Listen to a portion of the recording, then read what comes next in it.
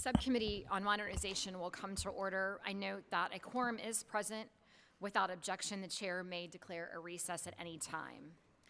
The hearing record will remain open for 5 legislative days, so members may submit any materials they wish to be included therein.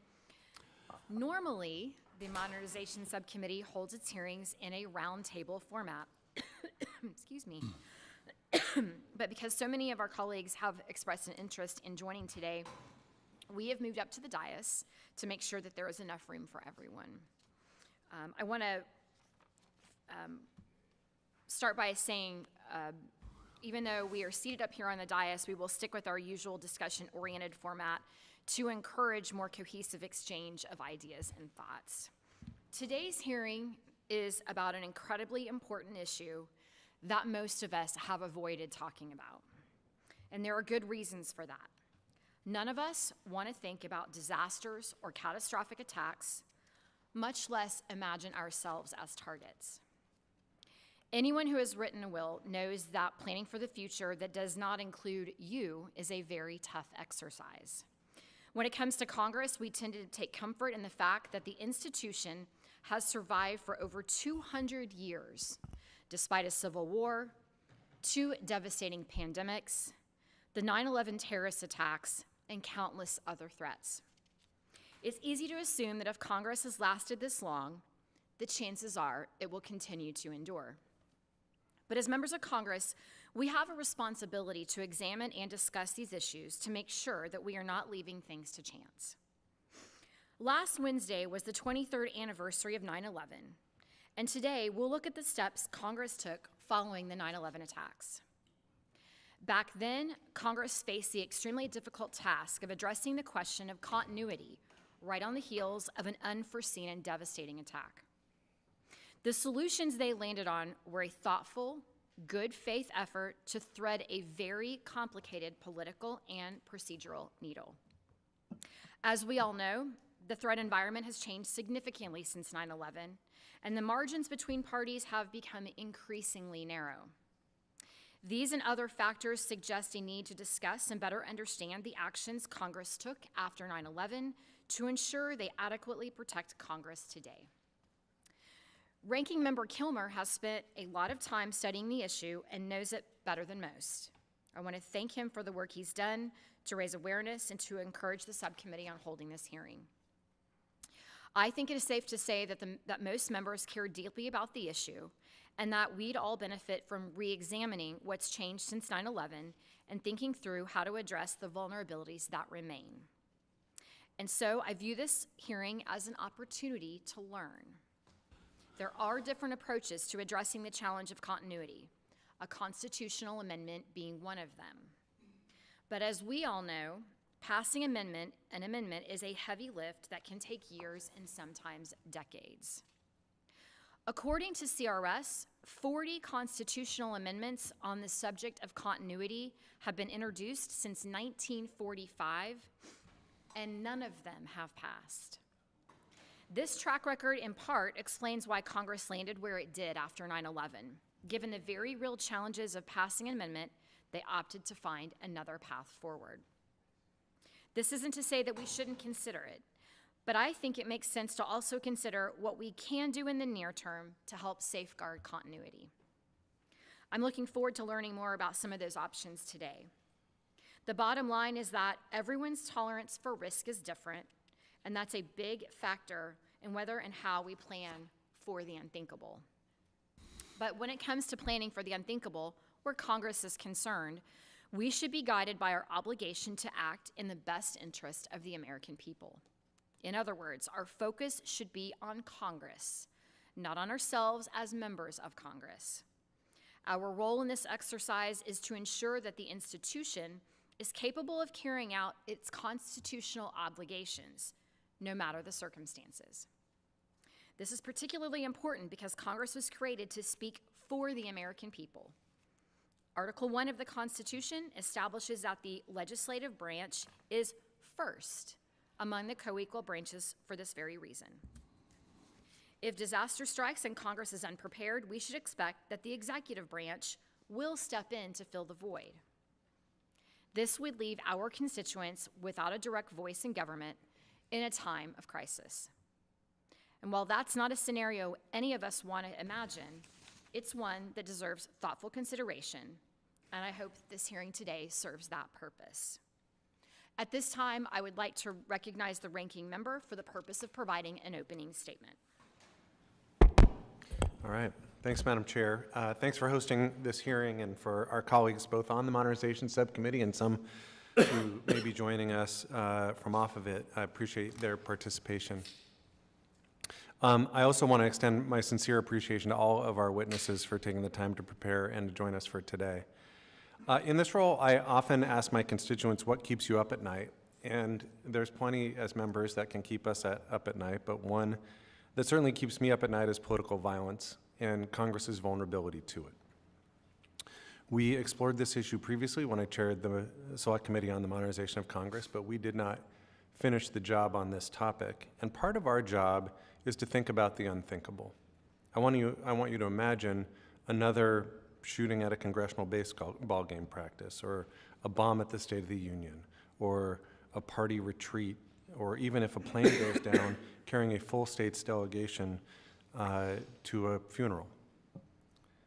I know this is not a fun topic, but I also know that it is increasingly a necessary topic. Just this past weekend, we experienced yet another credible attempt on former President Trump's life following the assassination attempt targeting him just a mere month ago. Last year, we learned that the U.S. Capitol Police tracked a 300% increase in threats against members of Congress over the past 7 years.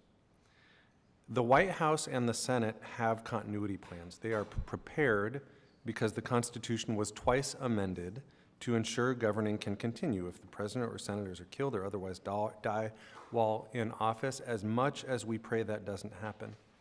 But prayer is not a good strategy for continuity.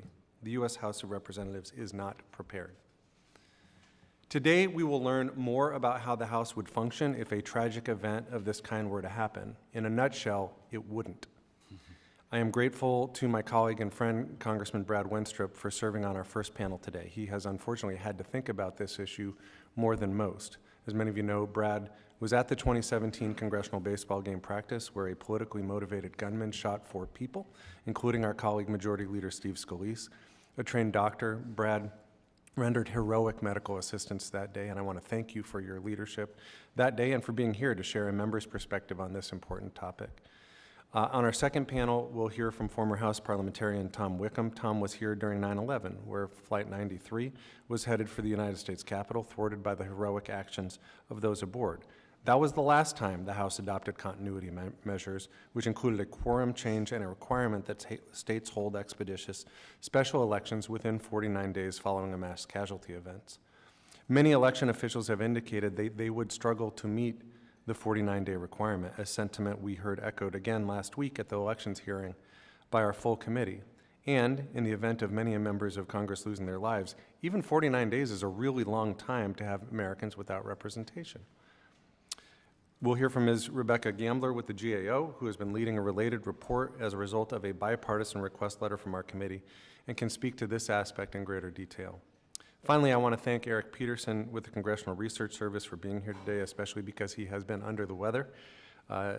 Eric has near encyclopedic knowledge of the history of continuity efforts, of our vulnerabilities as an institution, and the various approaches to address this, and their pros and cons, dating from the atomic era into the modern era.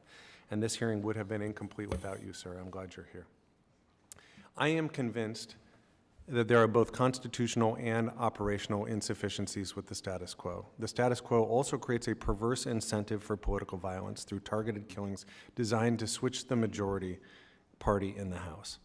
This vulnerability is especially acute in the narrow majority margins we've seen in recent years. 8 years ago, there were 24 members of Congress at the baseball practice. 24 is more than double the number needed to change the current majority composition of the U.S. House. The Select Committee previously made an open recommendation to establish a joint committee to review House and Senate rules and other matters assuring continuing representation and congressional operations for the American people. There are some who believe that this issue needs more study. Personally, I don't think that. If that's the best we can do, let's at least do that, though. As most of you know, I've introduced, along with Congressman Wenstrup, a bipartisan constitutional amendment to ensure the continuity of Congress. The amendment would require that House members submit a list of 5 potential replacements when they are sworn in, one of whom would be appointed by the state's governor if a sitting member dies or is killed during their term, to then serve temporarily just until a special election can be held. I want to thank Brad and my former co-chair of the Select Committee, current co-chair of the Fixed Congress Caucus, William Timmons, who I think will be joining us today, and Select Committee alum Emmanuel Cleaver for their participation on this effort. Our amendment addresses 2 critical concerns. One, it ensures the continuity of the legislative branch during times of unprecedented crisis. If, God forbid, we saw a mass casualty event, it would be a national crisis. That would be a terrible time to see prolonged vacancies in the House. It would be a time when the House would have to act. And in our proposal, you would have temporary replacements who could do that. And second, our amendment reduces the incentive for political violence, as temporary replacements would likely come from the same party as the original representative. If Congress fails to enact a sufficient continuity plan, the American people will be left wondering why in the world's leading democracy there was no plan to protect our most sacred democratic institutions. Now, just a few days after the 23rd anniversary of September 11th, and now in the face of increasing threats on members ourselves, I am glad we are holding this hearing together and look forward to a productive discussion. My hope is through our work today, we can better protect the U.S. House of Representatives against unspeakable threats and ensure the continuity of this great American experiment. And thank you. I yield back. Thank you, and at this time I recognize the ranking member of the full Committee on House Administration, Mr. Morelli, for opening statement. Thank you, Madam Chair. Like you, I want to thank my colleague and dear friend on our subcommittee, ranking member Derek Kilmer, for his work, his leadership on the important topic, continuity, and thank our witnesses, certainly Representative Wenstrup and all the folks that Mr. Kilmer identified. Thanks. I know imagining disaster scenarios targeting our colleagues and ourselves is hard. Bombs at the State of the Union or party conventions, assassins targeting just enough members of the majority party to put them in the minority. And yet, I think all of us, and certainly as the ranking member of this committee, that is intended to ensure that the House operates. I know we need to be prepared to ensure this Congress, our democracy, can function in the face of all the disasters we prefer not to think about. But right now, vacancies in Congress, as everyone knows, under the Constitution are filled through special elections. It is one of the remarkable things about the history of this House that everybody who has ever served in the House of Representatives owes that seat to an election by the people in their district. Obviously, this would create some changes, which makes it somewhat challenging to think about it. But the notion of mass casualty events or disasters led several bipartisan members of this committee to write a letter to the Government Accountability Office requesting they examine how quickly states will be able to hold special elections following a mass casualty event. And as Ranking Member Kilmer suggested, some local election officials have real concerns about how quickly they can do all this. I think the full committee also voted unanimously for an amendment earlier this Congress directing the study that was talked about. And I think that's a positive bipartisan step to become better informed about the topic and to raise the specter of what we do. As I understand, the previous select committee made a related recommendation to establish a joint committee of members to ensure continuity in the face of the next potentially unforeseen crisis, modeled after prior legislation that was never enacted. So the convening today is really important, and I want to again thank the committee sub-chair, or the subcommittee chair, for bringing us together and to think about this and to force us to really sort of spend some time. So I look forward to discussion of the bipartisan constitutional amendment, HJ Res 118, as well as one of the possible ways of addressing it. Ensuring we get this right matters for a whole host of reasons. We need to maintain an uninterrupted legislative capacity during times of crisis, as my friend Mr. Kilmer has talked about, especially if Congress is needed to address funding bills, to war authorizations, or other emergency legislation that we would need to respond to a crisis. The Constitution establishes the balance of power between the 3 branches. It's hard to imagine our government functioning with one of those 3 branches incapacitated. And so all of this, I think, and all Americans deserve representation as quickly as possible, even in emergency situations. It is a tough topic. It's also one that I suspect our founders would never have really seriously considered in their day and age, but it's one that in the modern era we do have to consider as distasteful as it is. So, and I think we can make important strides, and I think this conversation is certainly a way to do that. And again, want to thank Mr. Kilmer for his long commitment to this subject, and to, again, to the chair for bringing us together and continuing a dialogue on an important subject. So thank you all, and with that, I yield back. Thank you. And at this time, it is my delight to welcome our colleague, Dr. Brad Winstrip, who has graciously agreed to join us today to share his experiences and thoughts about the topic of continuity, as he has experienced it firsthand. So with that, Dr. Winstrip, the floor is yours. Well, thank you very much, Chairman Bice, Ranking Member Kilme, the whole House Administration Committee for having me here today to testify and have the discussion, as you described it that way, on the topic of congressional continuity. And I'm really grateful for the serious approach that this committee has taken. And if it takes a committee to appoint a committee to make a study to eventually get something done, let's do it now. Let's do it now, because we have to. And as has been said, it's not a pleasant topic to think about. It's incredibly serious, and it's serious and so important for the country. You know, it's been 7 years since the shooting at the baseball field, and you know, I've thought about this problem for some time, and I brought it up here and there during certain opportunities. So I'm really grateful that this is happening now. This is really important, because not only, as has been mentioned, can we take away the incentive for someone to act in a nefarious way, we're going to preserve the idea that all Americans will have a voice here in Congress, virtually at all times. So I've always thought that out of everything bad that happens, there's a chance to do something good. And I think that that opportunity is here and now. And so again, I'm very grateful for what is being done here by this committee, and that we're taking the time to deliberate and hopefully move forward to find the best response in case the unthinkable ever happens, or the unthinkable that has happened has some success, some negative success.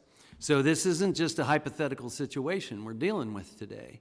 And, you know, I first came to Congress, you know, since I came here, there's been a real uptick in political violence against fellow Americans, against elected officials, increase in violent political rhetoric from elected and non-elected people in social media.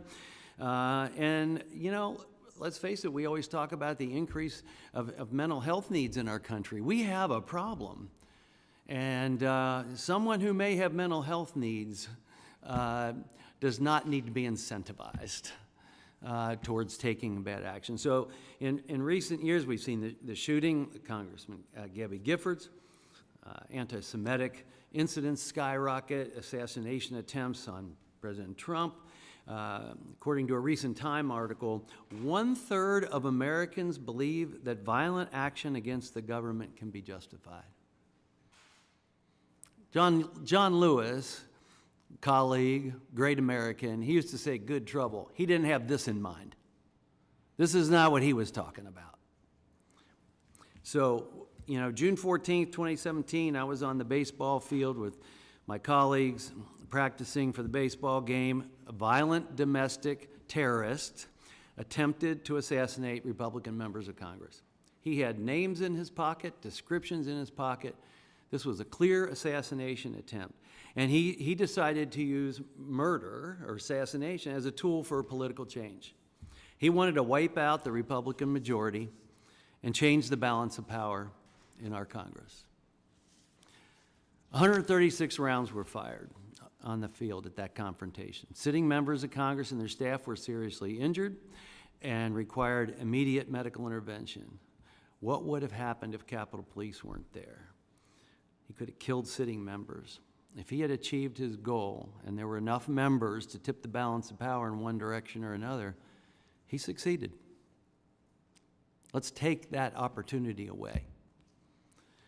Yeah, he could have killed, if someone is killed or incapacitated beyond the ability to serve, that's a problem. So there's too many what-ifs in a situation like this, because Congress hasn't fully considered the implications of mass casualty event affecting members and the impact it would have on the ability of our Congress to function in a time of need. So I think we need to take some next steps, a process that's a deterrent of a disaster. And I think that we can all stand resolute on this, clearly in a bipartisan fashion. We have plans in place for a president. We have seen that happen in the United States of America. But there is a plan in place for secession, and especially if there's multiple leaders that are killed or incapacitated beyond repair, basically. So I'm really proud to join Representative Kilmer, Timmons, Cleaver in leading a proposed constitutional amendment that would establish a congressional continuity plan by requiring each newly elected member to provide a list of at least 5 individuals who are qualified to serve in the member's place in the event of that member's death during the term, and if they were to pass away, the governor of the state must select a replacement from that list within 10 days. We heard how long it takes for a special election. I'll just finish with this, because I know my time has expired, and I appreciate it. We heard it said, hope is wonderful, but it's not a plan. Prayer is great, but it's not a plan. And I just want people to think about, besides the baseball field and the other events, what would we have done on 9/11/2001 if the 4th plane hit the Capitol? We were in session that day. Now yield back. Thank you, Dr. Winstrup, and I want to also take a moment to express gratitude for your heroic efforts on the baseball field that day. There were members of the Republican conference that likely may not be with us today if it were not for the heroic efforts that you provided on the field. So we want to show gratitude for that. Thank you. At this time, I will begin by recognizing myself for the purpose of asking a question, and then recognize the ranking member, and then our colleagues who might also have additional questions. Let me begin. In 2018, a chartered train carrying Republican lawmakers collided with a garbage truck in Virginia, killing 1 person. In 2020, the COVID pandemic forced Congress to go virtual. My classmate, Congressman-elect Luke Letlow, the husband of the late Julia Letlow, died from complications before he was actually seated as a member of Congress. How do these events, in addition to more recent events like the recent assassination attempts of President Trump, put continuity in a new light? Well, you saw so many people with COVID dying, and at first we didn't know who was dying and why they were dying necessarily. We've gradually learned who was more vulnerable than others, but at the same time, we have people here with a lot of different medical conditions and different ages, and we saw with COVID that those were reasons for people to be affected and not necessarily live. We fared fairly well, fortunately, in Congress. But there again, that's another situation where we could find ourselves with a huge absence. The train wreck, I can tell you, being on that as well, where we had a large number of members of the House and Senate, if we had hit that truck in a different way, we would have derailed. We were fortunate we hit the back end of the truck and it went spinning. So again, we lucked out. But if we derailed, who knows how many people might have died. So you have to take all of these things in mind. And not only is it important how we posture ourselves and protect ourselves when we gather and even individually, we have to think of what happens afterwards. And, as I look at the baseball field, if Capitol Police weren't there, Steve Scalise took a bullet for all of us. And because that's the reason Capitol Police were there. If they weren't there, this guy, I'm telling you, walks into this field, he kills 20 to 30 members of Congress and their staff in one morning, changing the balance of power in the House of Representatives. And I would contend that's an insurrection by one person. By one person. And you know what? We try to protect ourselves as best we can, and we've made changes, and we try to increase our security, but bad things happen. And you can have all the security you want, that doesn't stop a pandemic. Dr. Winstrup, in my opening statement, I mentioned that there have been 45 proposed constitutional amendments to address the continuity issue, and that none of them have actually been successful.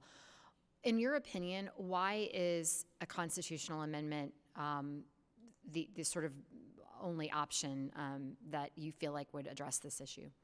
Well, our founders made constitutional amendments tough for good reason. That it would take the will of a large group of people. I really don't know why all the other opportunities have not come together, but I can't think of a time in history where the continuity of government has been as threatened as it is today. And I think that I would hope that the American people and all members of Congress, Senate, and the White House would have an understanding as to why this needs to take place, and we probably shouldn't dawdle. I consider not having something in place a national security threat. Thank you for that. I would say the Civil War times may have also been a time where there was certainly concern about continuity given the engagement, but I appreciate your comments there. At this time, I want to I'm going to recognize the ranking member, Kilmer, for 5 minutes for questions. Thanks, Madam Chair. I really thank you for being here. I want to thank you for showing up. And you just spoke to two situations that could have been a whole lot worse, right? The train derailment could have flipped the majority in the House for months and months. You mentioned the baseball field, only because Leader Scalise was a member of leadership was Capitol Police even present that day. And but for their presence, that could have been much worse. So I think the perspective you bring to this conversation is really important, and I want to thank you for sharing that. I also want to thank you for co-leading the constitutional amendment, and I just want to give you a little bit of an opportunity to talk about why you decided to sign on to that proposal and what you see the benefits of it as. Well, as I was reflected on in my opening statement, this concern of mine has been there since the shooting at the baseball field, for sure.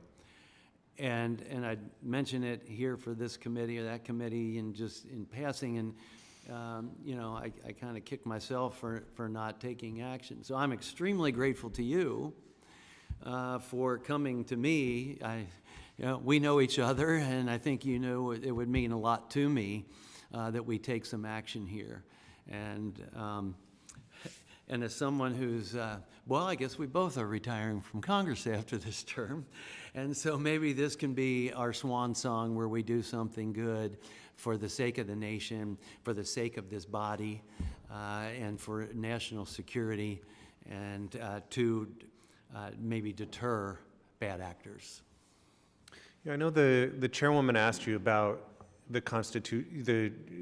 choice of pursuing a constitutional amendment. And I think obviously one of the challenges is, we're restricted by the current language of the Constitution to only replace members through election.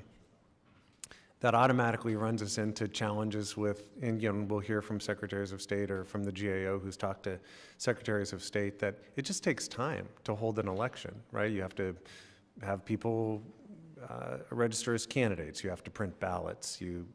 When we talked as a full committee last week, they said, do you want military members to be able to vote? Well, I do, right? And that takes time. And so I'm just curious your take on the benefit of the constitutional amendment approach vis-a-vis other approaches. Well, one, it really locks it in, and also it shows that it's had very much bipartisan support. But, you know, one of the things I said too is, you know, we have a succession plan for the president, and you go down the secretaries and everything else. They weren't elected either, but they were someone that was selected by the sitting president who was elected. And that's what we're asking to do in the amendment. So I think that was pretty thoughtful, is that the person that was elected is likely choosing someone similar to them, which would be representative of the people that elected the member. So I think that's an important component. And I think that's why it's important to have that list in place. You know, we do it for the speaker, we do it, you know, in other areas too. But what we're doing is saying this is a stopgap. We're not saying you have that seat for the rest of the term or anything else. It's just until the special election goes through its ordinary process. So we constitutionally aren't trying to change the way states operate their elections, but at the same time, we're letting that state or that district have representation. Thanks so much. I yield back. Thank you. At this time, I recognize Mr. Carey for 5 minutes for questions. I want to thank you, Madam Chair, for the opportunity, and Doctor. You know, I think Ohioans know your service, and obviously you and Derek both leaving this institution, you know, really shows in a bipartisan way how the institutional knowledge of this body will lose a lot of the institutional knowledge. So I just want to, I appreciate all your years of service and everything that you've done, not just from your time in Congress and your heroic efforts on a baseball field, but your military service and your commitment to take care of your young family, and I do appreciate that. I just want to say, you know, this is an issue, you know, most people see many of us on TV shouting at the rain, but we are a body that can come together in a bipartisan way to get things done. And I think what you see in the subcommittee, and I think what you see in the House Admin Committee, you see that we can work together to deliver solutions to the American public. I just wish that on both sides, our colleagues would recognize that we can get along and we can do the right things for the American public. But I do want to ask you a couple questions. What are your views on the Select Committee's recommendation for the Joint Committee to investigate these issues more fully and make recommendations on what we're doing and what we're speaking about today? Well, beyond recommendation, I'm pleased that you're doing it, as I've said. I mean, this is fantastic, probably long overdue, but I'm seeing serious conversations about a serious matter coming from both sides of the aisle, and I want you to drive on and keep going with this, that I hope can result in a change in how our laws read, how our Constitution reads, so that we are better able to serve the American people. And you know, we don't want someone to be able to take away the voice of Americans here in this body. You know, we are a democratic republic. We represent the people. They've selected us. And if there's something bad that happens, then someone that we recommend should be able to fill in temporarily until the normal state process can take place. And I think it's also important to, you know, I came in a special election, and I know the process that it took. We had to have a primary, we had to have a general, so our primary was, I think the congressman that had my seat before resigned, I believe it was the first part of the year, I'm not sure when Steve resigned, but our primary was done in August, and our general was done in November. And so we're able to do those, and I know Ohio isn't that way, but I think nationally we definitely need to do that. And again, I just want to say thank you for being here today, and Madam Chair and Derek, thank you for having this committee. This is an important issue and one that's thoughtful, one that I think we're going to get bipartisan support with. So with that, Madam Chair, I think yield you're back. doing great work. Thank you, Brad. Thank you. Dr. Winstrup, we appreciate your time this afternoon, and with that, we will introduce the second panel of witnesses. Thank you.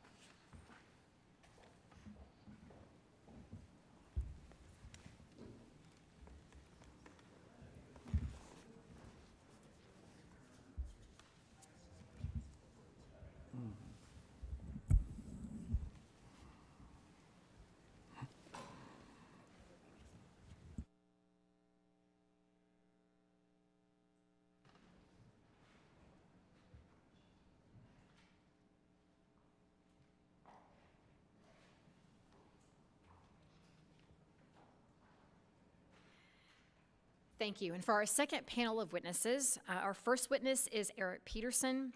Mr. Peterson is a specialist in American national government in the Government and Finance Division of the Congressional Research Service, where he has worked for 2 decades.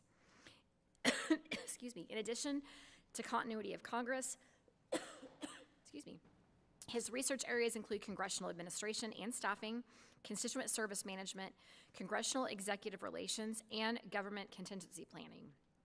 Welcome. Our next witness is Tom Wickham. Mr. Wickham is the former House parliamentarian and served as a nonpartisan House official for over 25 years. In leading an office that reviewed every measure that came before the House, Mr. Wickham has command of a broad range of subject matters covering all aspects of government policy. During numerous high-profile legislative events, he counseled speakers of the House, vice presidents, and countless members and senators on their constitutional and statutory authorities. And our final witness is Rebecca Gambler. Ms. Gambler is the Director of Homeland Security and Justice at the Government Accountability Office. In addition to other issues, she leads GAO's work on a range of election issues, including voting equipment and voter registration, and waiting times at polling places. I want to say thank you to our second panel of witnesses for being with us today. Please remember to press the button on the microphone in front of you so that the green light is on. When you begin to speak, the timer in front of you will turn green. After 4 minutes, the light will turn yellow. And when the red light comes on, your 5 minutes has expired, and we would ask that you please kindly wrap up quickly. At this time, I now recognize Mr. Peterson for 5 minutes of opening statements.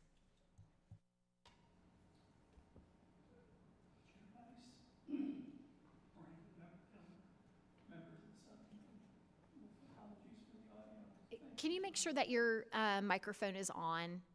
Oh, red's on? Okay. Is this better? Much better, thank you. Chair Bice, Ranking Member Kilmer, members of the subcommittee, with apologies for the audio, thank you for inviting me to testify today on behalf of CRS. The continuity of Congress, the ability of the national legislature to carry out its constitutional and representational roles in the face of a wide variety of potential interruptions of those activities has been a subject of concern for almost 80 years. Particular attention has been given to solutions at the dawn of the atomic age from 1945 to the early 1960s, and again in the years following the terrorist attacks of September 11th, 2001. Focusing on that latter period, there have been several changes in light of continuity concerns. In my written testimony, there are discussions of House and Senate efforts to enhance existing emergency response capacities, House authority to install an acting Speaker pro tem if the office of Speaker is vacant, and changes to recess and convening authorities in the House and Senate. My oral remarks center on the challenges of member availability. It may be the case that following an incident in which members of Congress are killed, incapacitated, or missing, a delay in seating new members or identifying sitting members who can continue to serve could adversely affect the ability of Congress to carry out its constitutional responsibilities. Excuse me. The rapid identification of members killed, incapacitated, or missing, and the implementation of established procedures to ensure a quorum of members is available in each chamber are linchpins in any effort by either chamber to recover and reconstitute following a mass casualty or other incident affecting members. Where procedures regarding the death of individual members are well established, matters relating to the capacity or availability of a member to serve have been addressed by the House and Senate only on an ad hoc, case-by-case basis. Despite post 9/11 efforts, there remains a perceived lack of widely accepted solutions that are viewed as reliable and sufficient to ensure that the House and Senate can continue to carry out their constitutional responsibilities. This is due in part to competing ideas of the practicality of arrangements to replace House members by special elections following a substantial loss of members, as well as concern about the constitutionality of current House provisional quorum procedures. Some note that a mass death incident would affect House operations more significantly than it would Senate operations, since the House requires election of all its members, while the Senate can appoint senators. 5 states require special elections to fill Senate vacancies, accounting for 10% of its membership, and an incident resulting in substantial incapacitation or disappearance could have similar effects on either chamber. Finally, constitutional proposals offered during the World Cold War and after 9/11 may overemphasize solutions to congressional vacancies while underestimating the challenges of seats where the incumbents may be missing or unable to carry out their duties while still remaining sitting members. A fulsome consideration of policy approaches to address incapacity or disappearance might have the effect of producing incomplete policy, the continued absence of a fulsome policy approach to address incapacity and disappearance issues might have the effect of producing incomplete policy responses. In the event of a substantial number of missing or incapacitated members following an interruption, the House and Senate may be left with no more effective a path to reconstituting their chambers and returning to more normal operations than that which is currently available. To better ensure the continuity of Congress, reconsideration of existing provisions may need to occur.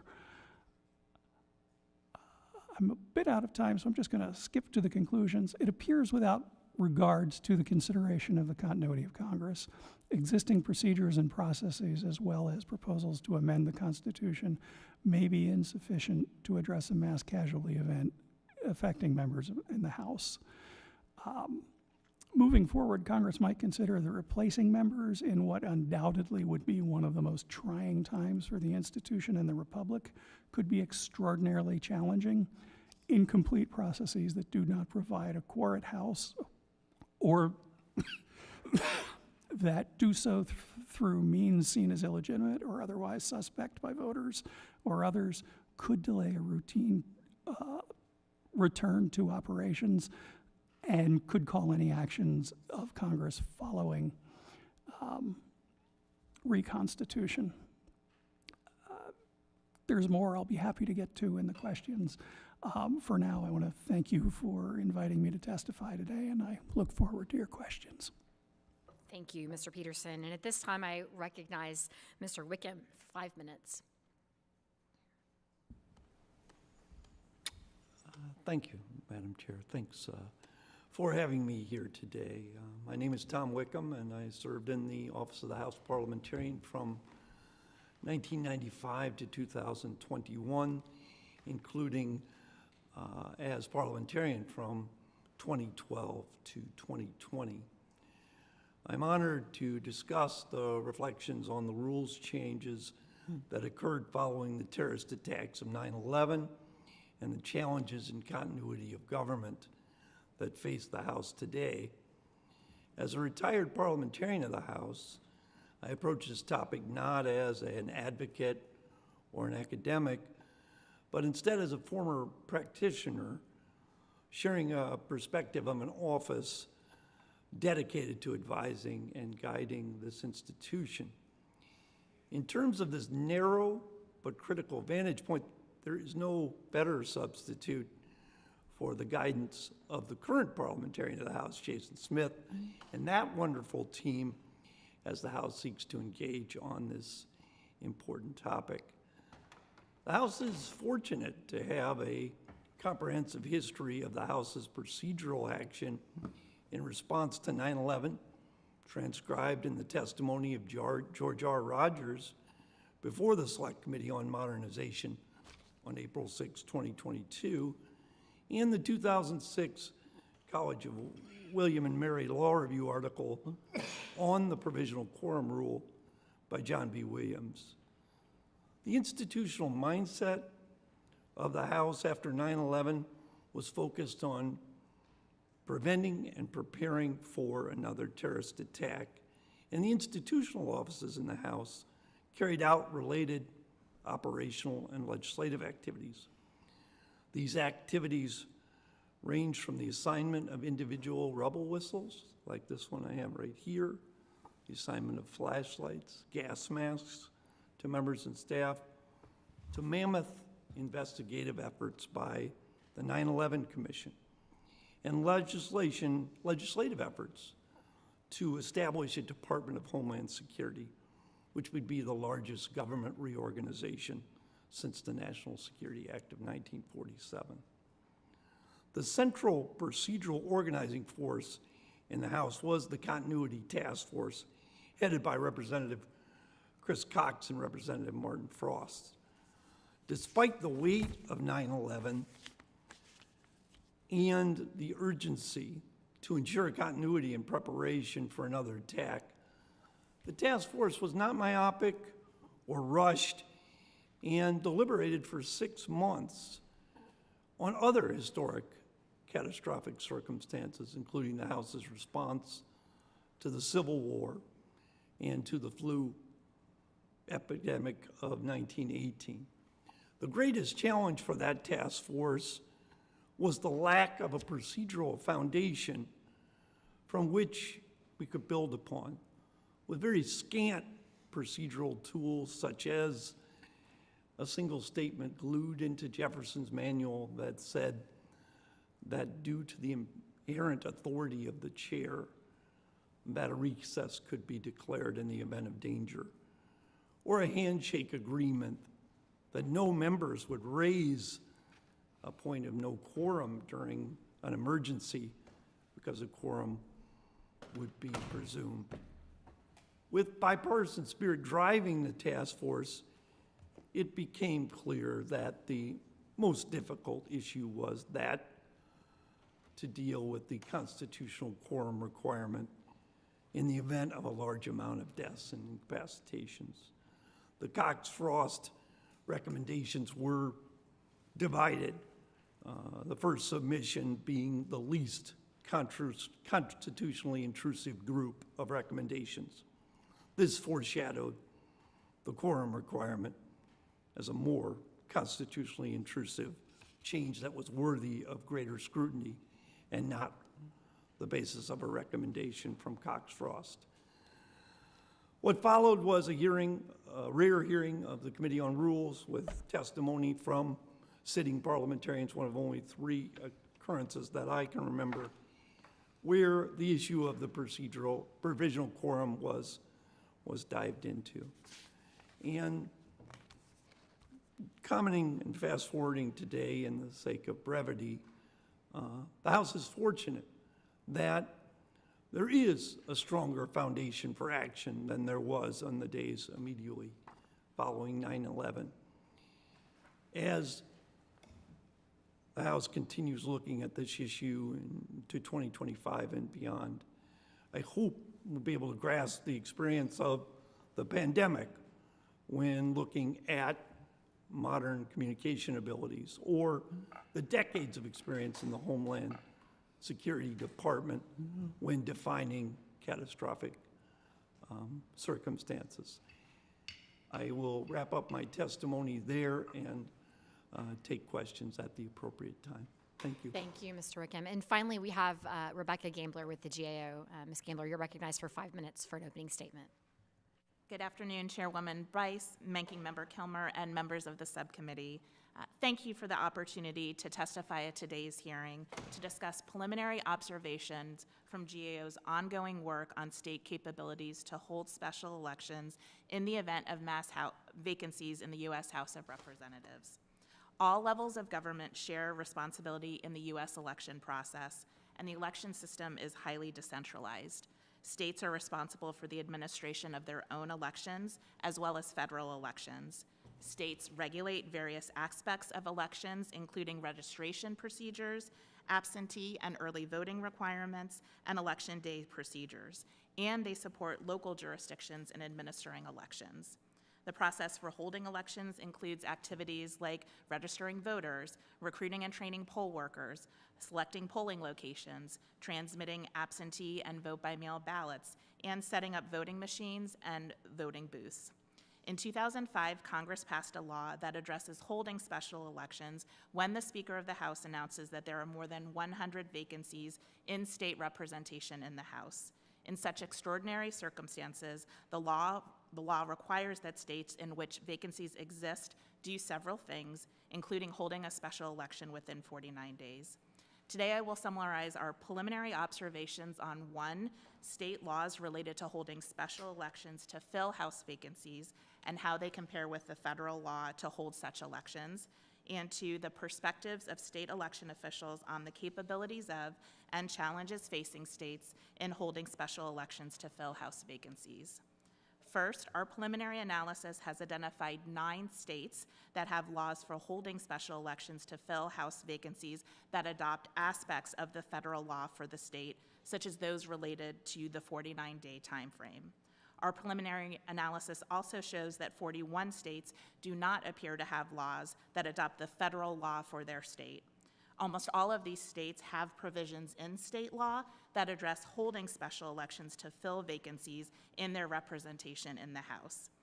Examples of the types of timing provisions in these laws include specifying the number of days within which states are required to hold the election, or giving the governor discretion to order an election within a specific time frame. Second, we surveyed state election officials in all 50 states to obtain their perspectives on holding special elections consistent with the federal law. As of the beginning of this month, 27 states have responded to the survey. Based on our preliminary analysis of the survey results, 15 of the 27 officials who responded to the survey reported that they were not aware of the federal law prior to hearing about our study. In addition, in responding to our survey, state election officials identified a range of challenges related to holding special elections consistent with the federal law.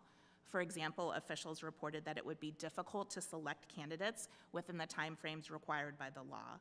Officials also noted challenges related to preparing and printing ballots, identifying polling places and poll workers, and transmitting absentee ballots to military and overseas voters. Officials also reported to us that the challenges they identified could affect the accuracy and availability of ballots, pamphlets, and other voting materials, public perceptions of the election, and voting access, such as whether voters have sufficient time to request absentee ballots. However, based on our preliminary analysis, many state election officials reported to us that they believed they could hold a special election consistent with the requirements in the federal law. Additionally, they identified state practices that may help them hold such elections, such as some states assigning responsibility for candidate selection to political parties, which could be done relatively quickly under a special election. We also heard that vote centers could help give state election officials flexibility in conducting an election on short notice. These are locations where ballots for all precincts in a local jurisdiction are available to all voters so that they can vote at any center of their choosing. In closing, we are continuing our review of these topics, and we plan to issue a final report in the coming months. This concludes my prepared statement, and I would be pleased to answer any questions members may have. Thank you very much, Ms. Gambler. We'll now open it up for questions with the witnesses, beginning with myself and followed by Ranking Member Kilmer, and then we will alternate between members. Any member wishing to be recognized should signal to the chair their interest in asking a question. I now recognize myself for 5 minutes. I want to start, Ms. Gambler, the GAO report that was presented preliminary was eye-opening, to say the least. recognizing that there are states that didn't even know that this 49-day requirement existed, and the vast majority of states being unable to meet that requirement. I want to talk about, there are 9 states that have met the requirement. Can you talk a little bit about what they have done to ensure that they are meeting the federal regulations that have been put forward? Are there special things that they did, any of them individually? Sure, thank you for the question, Chairwoman. So, as I mentioned, there are 9 states that we've preliminarily identified have integrated aspects of the federal law to USC 8B into their state law. And many of those 9 states have incorporated that time frame provision, the 49-day time frame provision. But some of the states also incorporated other aspects of the law related to, example, transmission of ballots for military and overseas voters, as well as what is specified in 2 USC 8B regarding candidate selection. So there's a little bit of variability across the 9 states, but there are 9 states that address some aspect of the provision of federal law that we're talking about in their state laws. With so many states either not having knowledge of the federal law or not adhering to it, what is the GAO doing to educate those states or encourage them to consider making changes to meet the 49-day requirement?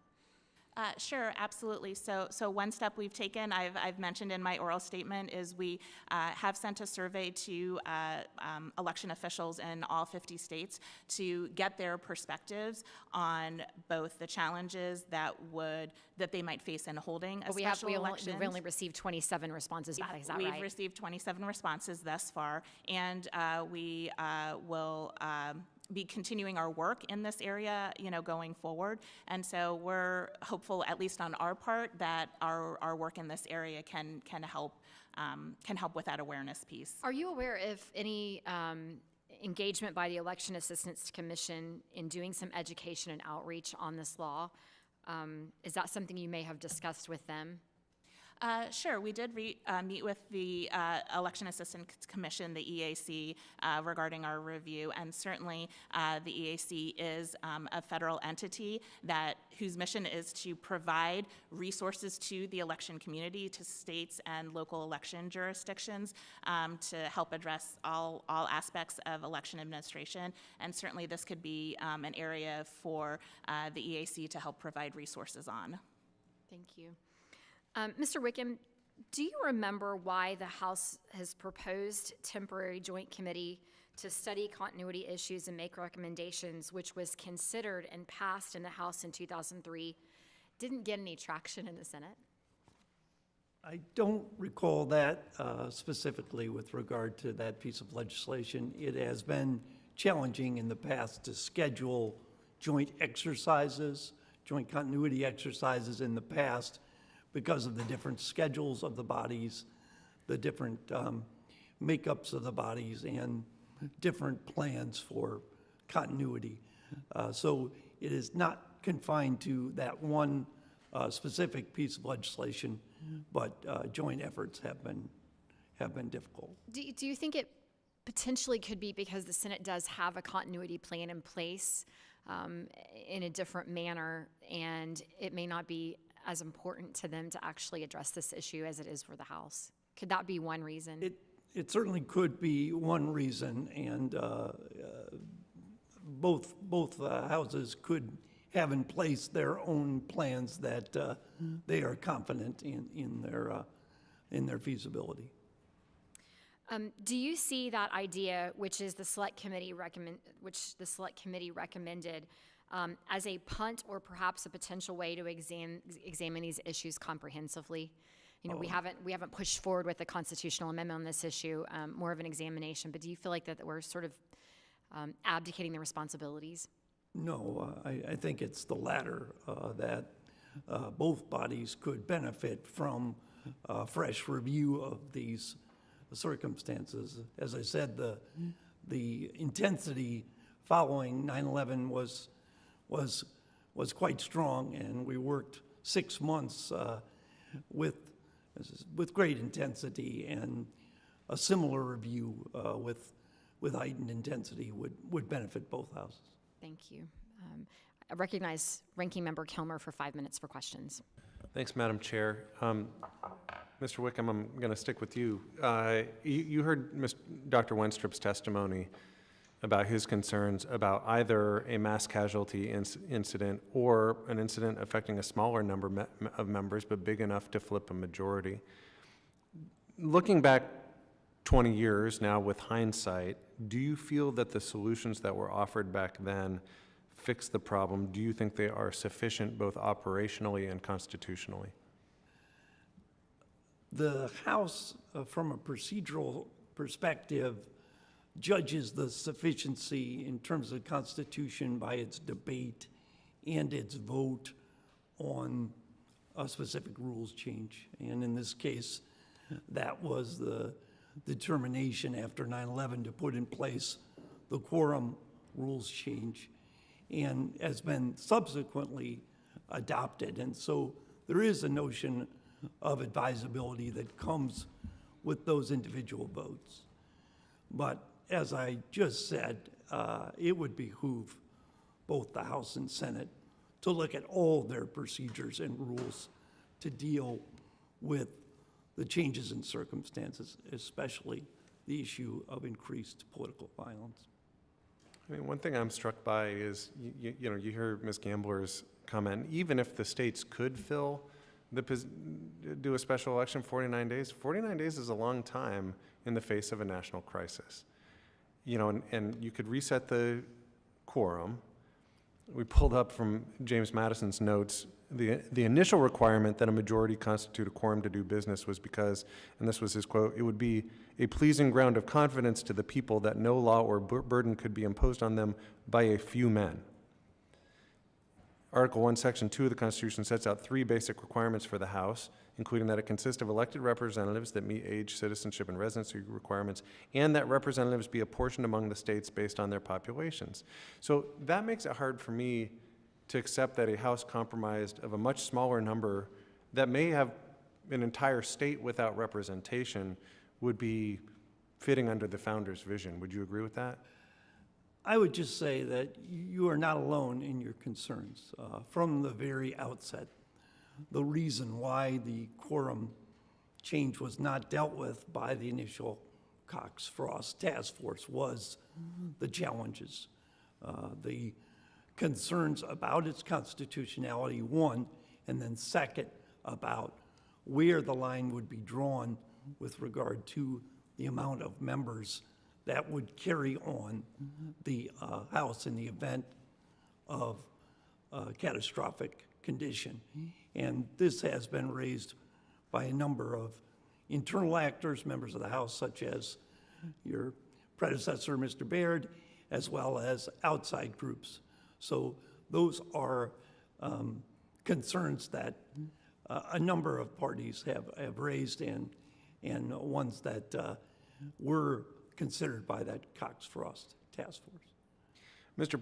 Peterson, I'm hoping you can weigh in here, because you've studied this issue, you've talked to other experts on this topic. What are the biggest concerns that experts have raised about Congress's ability to function in either the circumstance of a mass casualty event or in a circumstance where fewer members are killed or die, but in a way that might flip a majority? What are we hearing from experts on this? The question of switching majorities is relatively new in the continuity space. It is relatively new in terms of public consideration. I will say that since about 2001, I've been getting questions from congressional offices wondering what happens if a member, enough members change to change the majority. In practice, we don't have a lot of precedent. We have conjecture of variable quality, and it is probably one of those things that needs to be considered more systematically. If you could remind me of the first part of your question. Just the potential either for a mass casualty event or flipping a majority. So the potential for a mass casualty event, I has grown as an idea from something where lots of members are dead or injured or incapacitated, to one where just a few are, and it's critical because the majorities are narrow, because it's difficult to have a vote, and things like this. There isn't anything greatly systematic in that discussion, beyond the idea that it's a potential problem, but we don't know the boundaries of it. And it is governed in part by how robust majorities have or haven't been in the past several years, but still no decision because we haven't gotten to a point where a Mr. decision Peterson, if is we could just necessary. try to wrap up, you're over time here, so we want to be mindful of that. I'm done. Thank you. I yield back. Thank you. At this time, I recognize Ms. Lee for 5 minutes. Thank you, Chairwoman Bice and Ranking Member Kilmer, for holding this important hearing, and thank you to all of our witnesses for appearing today. Ensuring the continuity of Congress in a time of crisis is a sobering but critical task for us. In contrast to the Senate, as we've discussed today, the Constitution requires the House vacancies to be filled through special elections, thereby ensuring that the people decide who their elected representatives are. As chair of the Subcommittee on Elections, I am interested in ensuring that states are equipped and prepared to smoothly and expeditiously fill House vacancies through special elections in the event of the unthinkable. Ms. Gambler, I would like to return to your testimony. Thank you for the preliminary insights that you have shared with us from the GAO's ongoing review of state capabilities for holding special elections for House vacancies. I'd like to go back to the input that you got from the survey from state elections officials. 9 states have passed laws concerning special elections that mirror the federal 49-day requirement, but it sounds like some of the states have been more successful there than others. Would you elaborate a little bit more on the types of procedures that the 9 states who do mirror federal law have adopted? What aspects of those laws have they been able to successfully implement? Absolutely, Congresswoman. Thank you for the question. So there's a little bit of variation across those 9 states, but generally most of them have adopted into their state laws provisions addressing the 49-day time frame that's specified into USC 8B. A few of the states have also addressed other aspects of 2 USC 8B, which is the federal law we're talking about, and those include provisions related to the candidate selection process and the transmission of ballots for military and overseas voters. So if you would, share with us the candidate selection process and how they've modified qualifying. You touched in your statement earlier on using political parties to help identify who the candidates are going to be. Elaborate for us on how that candidate qualifying process has been adjusted in these 9 states so that they can meet the 49-day timeline. Yes, thank you for the question. We haven't looked in detail at what the specific procedures would be for candidate selection in those 9 states in particular. But what I can say is that for some of those 9 states, they have particularly adopted the timeframes that are specified in the federal law that we're discussing related to identifying candidates. So it's really the timeframe piece that we're speaking about. And the other thing that you brought up specifically is the UOCAVA, our overseas voters, our overseas military voters. There are also provisions in federal law that tell elections officials when those ballots need to be mailed, how long they need to be out there. Did you discover that some of those provisions are inconsistent with a requirement that we fill these seats in 49 days? Yes, thank you. I think that's an important point. So there are differences in the timeframes for the transmission of ballots to military and overseas voters between what's specified into USC 8B and what's in UOCAVA. 2 USC 8B specifies that states are to transmit to the greatest extent practicable ballots to military and overseas citizens voters within 15 days of Speaker's announcements. In comparison, in UOCAVA, the requirement is to transmit those absentee ballots within 45 days of Election Day. So there is a difference there between those two federal requirements, and we did hear from the state election officials that responded to our survey that that could be a point of challenge for them in holding a special election. You also mentioned some of the procurement and logistics issues that were raised in these surveys related to ballot preparation, ballot printing. Can you share with us a little bit more about the other logistical challenges that were identified for you? Absolutely. So there is, of course, a relationship between candidate selection and ballot preparation. We heard in doing our work that the selection of candidates is obviously important so that ballots can then be printed and prepared. And we did hear from states that it could be challenging to prepare and print ballots on a compressed time frame because of what their existing state laws and procedures are related to ballot preparation, but then also issues related to things like the availability of ballot paper stock, which is used for ballots. So that was an area of concern identified as well. Thank you. Madam Chairman, I yield back. Thank you, Ms. Lee. And at this time, I recognize Mr. Kilmer for 5 minutes for questions. I'm sorry, Mr. Carey for 5 minutes for questions. Well, both Irish names, I guess, right? Mr. Wickham, you're obviously still with the U.S. Chamber of Commerce. Yes, sir. Well, I know you have a new colleague there, Rodney Davis. Yes, sir. And tell him the next time that the Chamber comes before the committee, we welcome him back to this committee. We'd love to have him here. I'm sure he would love that also. I'm not sure about that, but because you have been in the position to advise members in the past, and what advice would you give to members? And I would ask the same thing from Rodney, but what advice would you give to members who want to move on this issue and do it? What can we be doing to get other members excited about understanding about this issue? This is not an issue that, believe me, I'm not letting my 5-year-old know that we're talking about this type of stuff. But I mean, how do we convince other members to get on board? I think some of the basic necessities of, I like to call it just a basic necessity of running one's life. Yeah. Having a will, having a plan for contingencies, emergencies. That's one way to appeal to other members.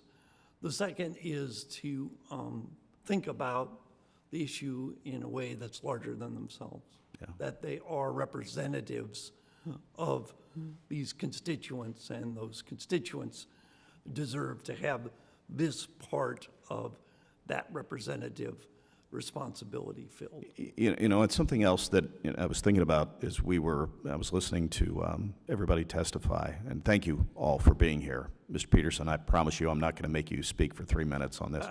But one of the things that I thought about is we're talking about members of Congress, but we all have state legislatures that are kind of in the same boat, and hopefully, this type of legislation can be the model for our state legislative bodies, because, in Ohio, we have a full-time legislature, and very much, this could be the same problem there as well. But one other thing, and this is really for all of you, what are some of the pros and cons of the approach that allows members to be involved in the same way in choosing their own temporary replacements, so should something happen?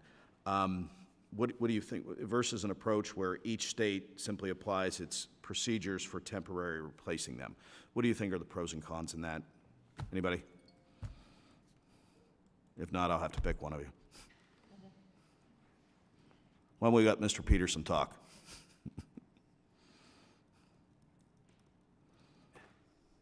A pro is that there's some assurance that there's someone back there if the suddenly unavailable member needs replacement. A con is that this person is likely unknown to the electorate in that district, is maybe not fully up to speed if they get here in trying circumstances, and may not be seen as a fully fledged member if they're here by indirect selection as opposed to direct election, and would need to get up to speed fairly quickly with how the institution works. I'm sure all of you have lived the experience of the rather steep learning curve around here. And 1 or 2 members per Congress coming in and enduring that in a non-convening, election, that's okay. 100 or more, you are probably looking at slowing down the institution a bit. You know, and I will tell you, I mean, as somebody that won a special election in a very short time frame and then had to live through redistricting and had to represent 75% different constituency than I represented in the first time I ran for office, there is a challenge to get out there and meet the voters, and I do. But anybody else, pros or cons? I only have 16 seconds, so if not, I yield back. Thank you, Mr. Carey. And at this time, I recognize Mr. Timmons, the former ranking member of the Select Committee on Modernization of Congress, for 5 minutes for questions. Thank you, Madam Chairwoman. I appreciate you letting me wave on, especially since I wasn't here at the beginning. My team has prepared a remarkably good thing for me to read, and I'm not going to read any of it.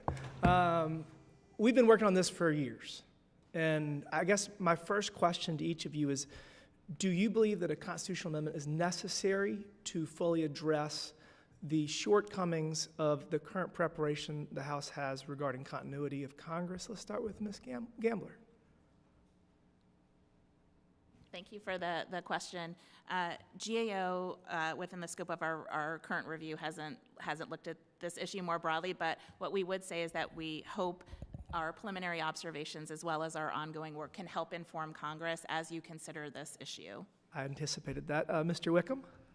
I would just say that the constitutional amendment would provide the certainty in an area that has been filled with debate from its very beginning with regard to the quorum rule.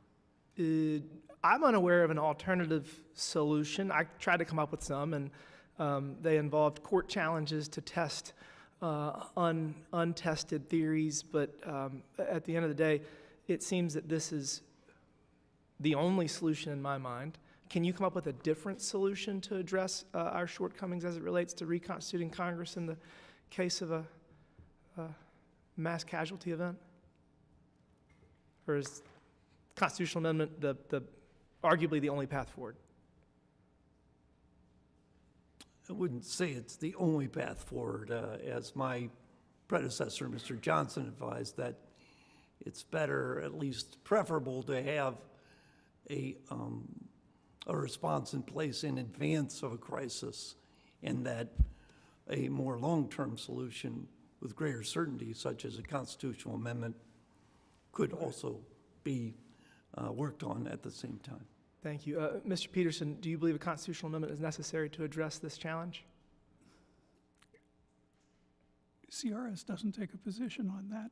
What I would suggest is that a constitutional amendment that focuses only on vacancies, that is, members who have expired and are subject to special election, may not be sufficient if it does not include consideration for missing and incapacitated members and some kind of policy and procedure for addressing those absences that may impair the quorum just as strongly as vacancies. So my friend, Ranking Member Kilmer, and I worked on this at length, and we worked with Congressman Cleaver and Congressman Winstrup, and we have provided what we believe is, it threads the needle to address the concerns in a temporary basis, and it, if adopted, would solve this problem, Maybe there's other ways to do it, but, a lot of things that we talked about was just the uncertainty surrounding this issue in and of itself creates an incentive structure. We live in crazy times. President Trump has been attempted to be assassinated twice, and I just heard reports that they found explosives at his rally. I mean, this is getting out of hand, and obviously, Leader Scalise knows as well as anybody that political violence can change Congress severely. So I do think this is something that we need to take seriously and address. Mr. Wickham, do you believe that the constitutional amendment as proposed would remove the uncertainty surrounding this and create a pathway to resolving should such chaos ever occur? The two issues that were present from the very beginning were the constitutional arguments against the provisional quorum rule and the legitimacy that came from operating with less than a quorum, perhaps some have argued a very small number. And a constitutional amendment would, by its very nature, through its completion, address that issue, and then after that, it would just be a debate on the merits of the constitutional I guess amendment. last question, if adopted, functionally, how would it work? You'd get sworn in, and then you would give, who would you give? The clerk's office, the parliamentarian, the list of members to choose from in the event of the triggering circumstances? I guess that's something that had to be worked out. I will leave that to my successor, Mr. Smith, and his team. Fair enough. Well, I appreciate y'all taking your time to come and discuss this very important issue. And Madam Chairman, I appreciate you letting me wave on. And with that, I yield back. Thank you.